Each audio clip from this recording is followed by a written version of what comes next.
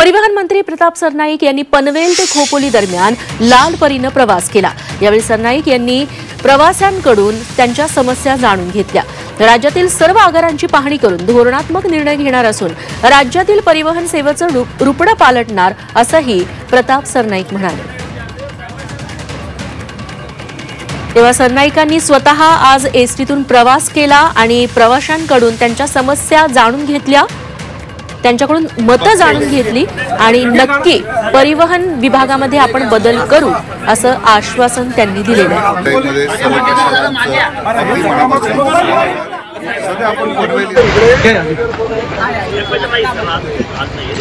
महायुतीच्या मागच्या सरकारच्या काळात देखील एसटीतून प्रवासासाठी ज्येष्ठ नागरिकांना, महिलांना अनेक सूट देण्यात आलेल्या होत्या।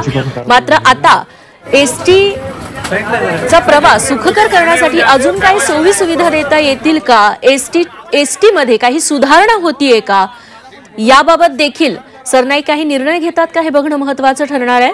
अनेक एसटी बसेस आहेत त्या जुन्या झालेल्या आहेत, मात्र त्या तशाच रस्त्यावरून धावतात, त्यामुळे नव्या एसटी बसेस देखील आगारात येण्यासाठी काही उपाययोजना केल्या जातात का हे बघणं महत्त्वाचं ठरणार आहे। या संदर्भात प्रताप सरनाईक यांच्याशी सविस्तर बातचीत केली आमचे प्रतिनिधी स्वाती नाईक यांनी।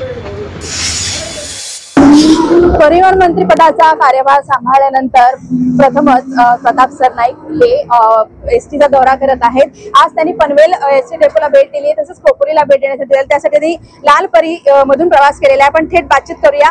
सर, कसं वाटतंय लाल परी मधून प्रवास करायला?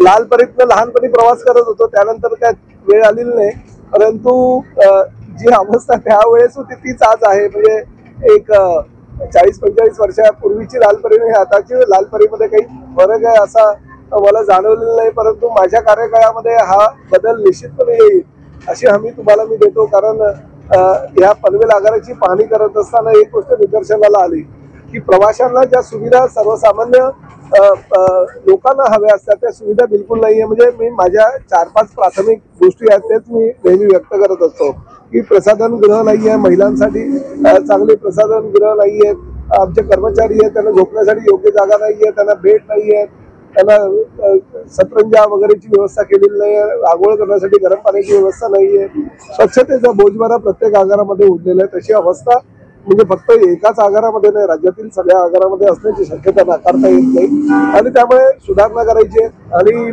1 महिन्याभरामध्ये या स्वच्छतेच्या बाबतीत पूर्ण आगारामध्ये सुधारणा करण्याचे सुद्धा मी कर्मचाऱ्यांना माझ्या सांगितलेल्या, अधिकाऱ्यांना सांगितलेले आणि जर सुधारणा झाली नाही तर निश्चितपणे कारवाई करणार। बसेस भंगारात निघालेल्या आहेत, नवीन बसेस काही येणार आहेत का? काय नवीन डेव्हलपमेंट आपण पहिला आणू शकतो? भरपूर बसेस या 2 वर्षाच्या कार्यकाळामध्ये येणार आहेत आणि त्यातील तर 5000 बसेस ह्या आम्ही इलेक्ट्रिक बस घेणार आहोत।